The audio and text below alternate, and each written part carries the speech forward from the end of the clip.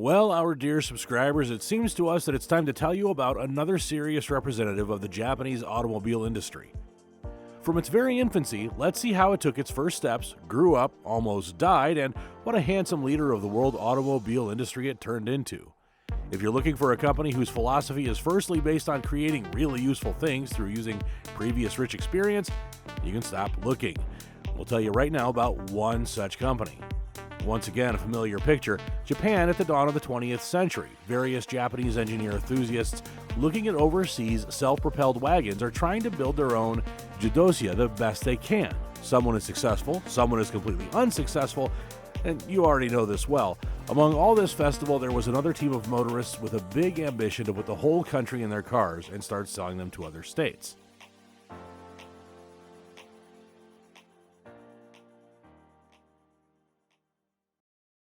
Ladies and gentlemen, meet the story of the company, or as the Japanese used to say, Zaibatsu, Nissan. Those hardworking guys who gave us the Nissan Skyline R34 GTR, after which the world became a little better and many people began to dream of drowning the gas pedal to the floor on this Japanese beast. But let's not get ahead of ourselves, we'll go in order. So, if you didn't know this wonderful story, it didn't start with Nissan at all. Well, not the name anyway. It all started with the name DAT. Now, does it seem you've heard this somewhere before? Well, sure. We told you earlier that in 1911, an entrepreneur named Masujiro Hashimoto decided to open a factory, Kwaishinsha Company, for the production of cars. He turned to cars after he graduated in the U.S. at the University of Michigan, in the capital of the American automotive industry, Detroit. In that story, we also mysteriously added that his factory was kind of closed, but not completely. Now, that's not quite explaining anything, so let's explain everything now. Let's refresh our memory. What else do we know? The name DAT seems like the first letters of the names of investors who, without sparing their wallets, invested in this dubious, as it seemed to many at the time, business. And there's another version. The word seems to be translated from the Japanese as agile. Maybe this is still a more truthful version. Now, they also had an emblem in the form of a rabbit or a hare, so you can decide which version of the story you like better. Moreover, marketers then twisted these three letters in all possible ways. They were defined as durable, attractive, and trustworthy, or dream, accessibility, trust. Whatever it was. First in 1914, they had a car called Dat Go. As a heart under the hood of this firstborn lurked a 2-liter, 10-horsepower engine. And by the way, Dat Go managed to get a bronze medal at the Taisho Exposition in Tokyo.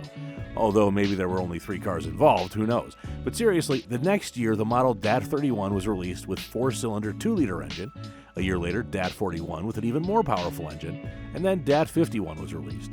But the production volumes at that time were very small, and at best, they were measured in dozens of vehicles. As for the closure of the Kwaishinsha plant, in fact, it went like this. The main production in 1916 was moved from Tokyo, where it had been before, to Osaka. Then in 1918, the company was renamed Kwaishinsha Motor Car Company. A few years later, in 1925, there was another name change. Well, we got acquainted with DAT, so now we need to say a few words about another company with which Kwaishinsha Motor Car Company was to make friends. There was another interesting company in Osaka at the time. It had the most direct relation to road transport, but these guys were engaged in the production of small 3-wheeled cars. That company was called Jidosya Company. The American engineer William Gorham was engaged in the development and construction of cars in this company. According to his drawings, the first 3-wheeled miracle was actually born back in 1919. A mysterious businessman from Osaka became interested in this wonderful form of transport, so he invested money and the company appeared that way. Jidosya Company brought equipment, materials, spare parts, and everything that was needed for the production of its cars from the U.S. Well, it's not for nothing that their chief engineer was an American. The use of modern materials, as well as the obvious low cost due to the simplification of design, made their production quite successful for the time. Jidosya Company was not a pure Japanese enterprise, but it was quite the modern automobile plant at that time. If, of course, you could call those 3-wheeled things cars. But to be fair, we should mention that they also worked on 4-wheel models as well, and even released them, and in the future, they switched to them altogether. By the way, the first 3-wheeled cars were named Gorham in honor of the designer, and hey, why not? Ford himself could do the same thing, so anyway. From 1923 to 1925, Jidosya Company also began to produce light cars and trucks under the trademark Leela. And so, Jitsuya Jidosya Company and Kwaishinsha Motor Car Company looked at each other and decided to unite. And in Osaka, both of them were far from the last people in the automotive industry, and the merger carried only positive forecasts.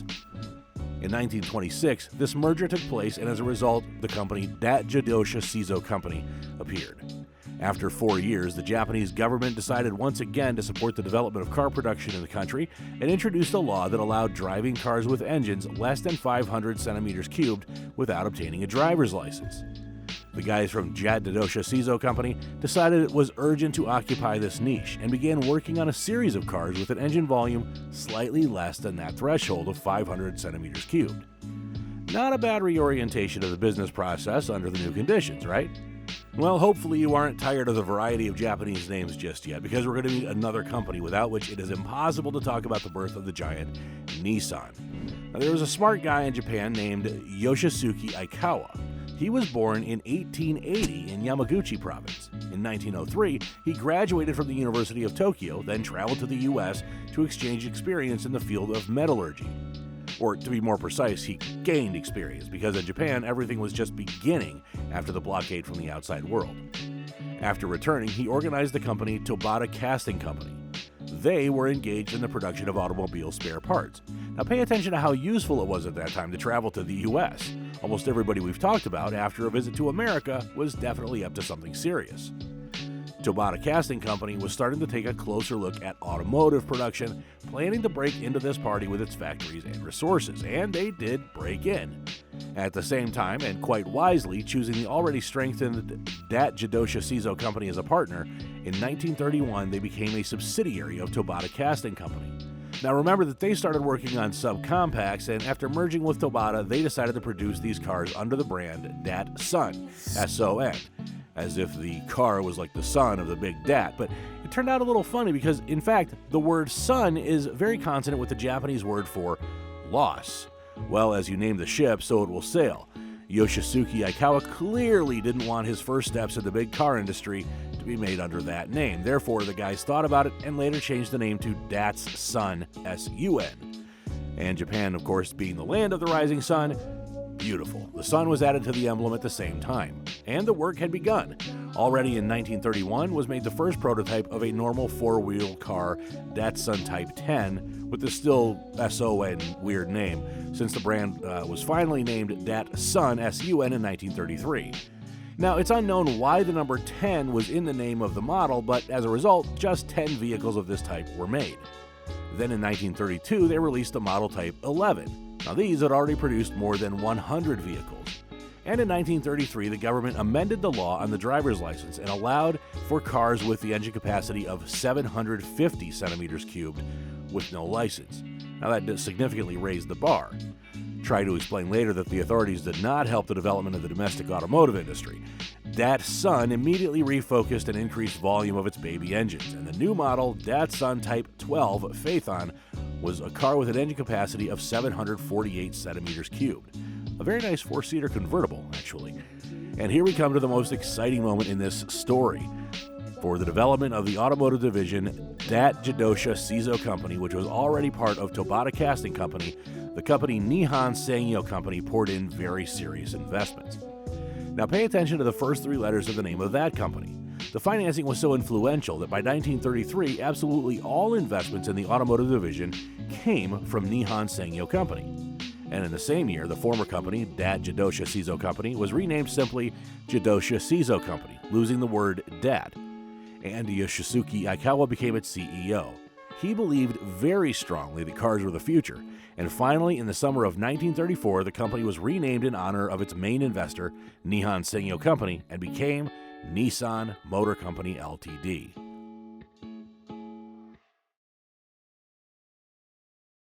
Now, one of the main production facilities of Nissan Motor was located in Yokohama. They still had their headquarters and factory there, and that's when the Yokohama plant was launched. Nissan Motor declared itself to other countries. The first export of Japanese cars began. The shipments weren't very large, but nevertheless, several dozen cars were sent to foreigners. The cars were sent into Asia, Central, and South America. It's time for the Japanese to show the world what they can do in the auto industry. Then, in 1935, the first car, Datsun 14 sedan, came off the assembly line of the Yokohama plant. On the hood, in addition to the classic emblem, there was a figure of either a hare or a rabbit, probably supposed to emphasize the high-speed qualities of the car. At the same factory in Yokohama, the 10,000th anniversary car was released. In 1937, the company began production of large Nissan Type 70 cars, Nissan Type 90 buses, and Nissan Type 80 vans. But, as we all remember, the beginning of the 1940s was approaching and the Second World War was underway. As expected, the Japanese government began to direct all manufacturers to military needs. First of all, this applied to cars. And so, slowly but surely, the production of passenger cars in Nissan Motor was replaced by the production of military trucks. And you can't argue with the authorities. The name was even changed again, this time to Nissan Heavy Industries Ltd., even though after the war they did return back to the old one. As a result, if Mitsubishi was the main supplier of ships and aircraft during the war, Nissan Motor was the main supplier of military trucks. Moreover, in some sources there's information that if the trucks under the direct brand Nissan went to the front line, then military vehicles under the brand Datsun worked in the rear and were not seen at the front.